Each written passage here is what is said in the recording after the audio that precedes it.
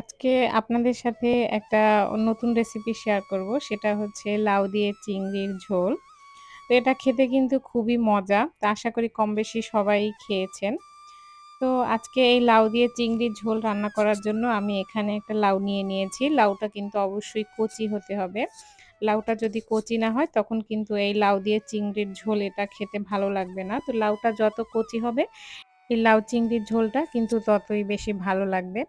তো আমি লাউটা নেওয়ার পরে খুব ভালোভাবে একটু ধুয়ে নিয়েছি উপরটা। এখন এই ছোলাগুলোকে আমি একটা পিলার দিয়ে ছিলে নিচ্ছি। এই ছোলাগুলো কিন্তু ফেলে দেবেন না। এগুলো কিন্তু ভাজি করে খাওয়া যায়। তো লাউটাকে পিলার দিয়ে খুব ভালোভাবে ছিলে এখন এই লাউটাকে একটু টুকরো করে নিচ্ছি। তো লাউটাকে ১ম এ আমি মাঝখান থেকে ২ টুকরা করলাম। এরপরে এর ভিতর থেকে আবার ২ টুকরা করে নিব। তো এখানে অনেকে চাইলে কিন্তু লাউয়ের ভেতরে যে সাদা মানে ফোম যে অংশটা থাকে সেটা নিতে পারেন। আবার কেউ যদি এটা পছন্দ না করেন সেক্ষেত্রে ফেলেও দিতে পারেন। তবে এখানে আমাদের বাসায় এটা কেউ এই ফোমের ভিতরের অংশটাতে যেহেতু একটু বিচি থাকে, তো আমার বাসার পরিবারের লোকজন এগুলো একটু পছন্দ কম করে। তো যার কারণে সামান্য একটু কেটে নিয়েছি। তো কেটে এখন লাউটা আমি যে সাইজের করতে চাই সেই সাইজ অনুযায়ী কেটে নিয়েছি। আশা করছি আপনাদের আমি যেভাবে কেটেছি সেটা বুঝতে কোনো সমস্যা হয়নি। আপনারা এই কাটিং প্রসেসটা খুব ভালোভাবে বুঝতে পেরেছেন যে এটা কিভাবে কেটেছি। আপনারা যেকোনো শেপে কেটে নিতে পারেন। তো এখন একটা কড়াই নিয়ে নিচ্ছি। তো কড়াইতে সামান্য রান্নার তেল দিয়ে দিলাম। তো এখন দিয়ে দিলাম পেঁয়াজ কুচি। তো পেঁয়াজটাকে একটু ভেজে নিব। ততক্ষণ পর্যন্ত ভাজতে থাকবো যতক্ষণ পর্যন্ত না ব্রাউন কালার চলে আসে। তো পেঁয়াজটা যখন ভাজতে একটু ব্রাউন কালারের চলে আসবে, এতে দিয়ে দিচ্ছি কয়েকটা চিংড়ি মাছ। এখানে আমি মিডিয়াম সাইজের চিংড়ি মাছ ব্যবহার করেছি। তরকারি সাইজের চিংড়ি যেটাকে বলে, এটা ব্যবহার করেছি। তো চিংড়ি মাছটা কম বেশি করে নেওয়া যায়। তো এরপরে দিয়ে দিচ্ছি পেঁয়াজ বাটা ১ চামচের মতো। তো এরপরে দিয়ে দিব আদা বাটা আর রসুন বাটা ১ চা চামচ করে।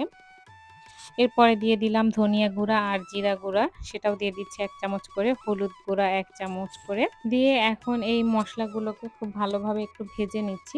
একটু সময় নিয়ে ভেজে নিতে হবে যাতে মসলার কাঁচা গন্ধটা না থাকে।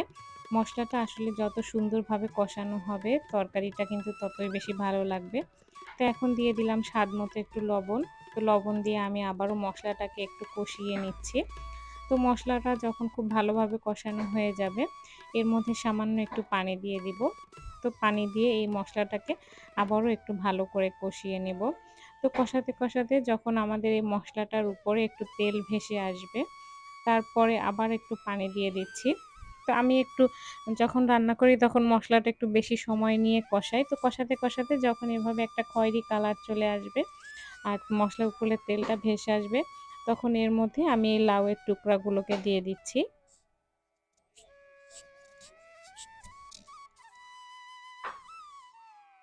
লাউয়ের টুকরাগুলো দিয়ে এখন আমি লাউটাকে উল্টে-পাল্টে নিচ্ছি।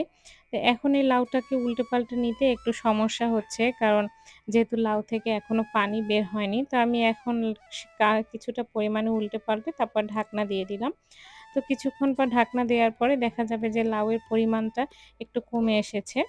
কারণ লাউ থেকে কিছুটা পরিমাণে পানি ছাড়বে। তো পানি ছাড়ার পরে লাউটা একটু কমে আসবে। তো এখন একটু নাড়াচাড়া দিয়ে আমি আবারও এটাকে ঢেকে রেখে দিব ৫ মিনিটের জন্য। তো ৫ মিনিট পর আবার একটু তুলে নিচ্ছি। তুলে আবার একটু ভালোভাবে কষিয়ে নিচ্ছি। তো লাউটা কিন্তু আমি এভাবে বেশ কয়েকবার ঢাকনা উঠিয়ে আবার দিয়ে ভালোভাবে কষিয়ে নিয়েছি। তো কষাতে একটা সময় লাউটা থেকে কিন্তু অনেকটাই পানি বের হয়ে গেছে। এখন এর মধ্যে দিয়ে দিব কয়েকটা কাঁচা মরিচ। তো কাঁচা মরিচটা একটু শেষের দিকে দিচ্ছি যাতে কাঁচা মরিচের ঘ্রাণটাও থাকে, আবার একটু ঝালটাও পাওয়া যায়। তো কাঁচা মরিচ দিয়ে আমি একটু ঢেকে সিদ্ধ করে তারপর আবার একটু ঝোল দিয়ে দিলাম।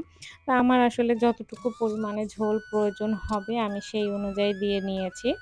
তো ঝোল দেওয়ার পরে এখন এটাকে আবারও একটু ঢেকে রেখে দিব। খুব ভালোভাবে যাতে যে পানিটা দিয়েছি সে পানিটা ফুটে ওঠা পর্যন্ত। তো পানিটা ফুটে উঠেছে। তো ফুটে ওঠার পরে এখন দেখে নিচ্ছি যে লাউটা ভালোভাবে সিদ্ধ হলো কিনা। তো দেখতে পেলাম যে না আসলে লাউটা যেহেতু কচি ছিল খুব তাড়াতাড়ি সিদ্ধ হয়ে গেছে। খুব একটা সময় লাগেনি। তো আশা করছি আপনারাও এই বাসায় এই রেসিপিটা একবার হলেও ট্রাই করবেন। এভাবে লাউ চিংড়ির ঝোল রান্না করে খেতে কিন্তু খুবই মজা লাগে। তো এর ভিতরে টেস্ট ব্যালেন্সের জন্য সামান্য একটু চিনি দিয়ে দিয়েছি। তো আপনারাও এভাবে একটু চিনি ব্যবহার করার চেষ্টা করবেন। এভাবে একটু চিনি ব্যবহার করলে এই লাউয়ের স্বাদটা কিন্তু আসলে অনেক গুণ বেড়ে যায়। তো এই লাউটা যেহেতু এখন প্রচুর গরম পড়ছে, এই গরমের সিজনে কিন্তু এই লাউ খাওয়া বেশ ভালো। আর যারা ব্রেস্ট ফিডিং মানে মা আছেন, তাদের জন্য তো এই লাউ চিংড়ির ঝোল অবশ্যই অনেক ভালো। তো আমার রান্না শেষ, এখন আমি ঢেকে রেখে দিচ্ছি।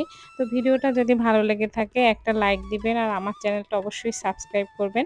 সবাই ভালো থাকবেন, সুস্থ থাকবেন। আল্লাহ হাফেজ।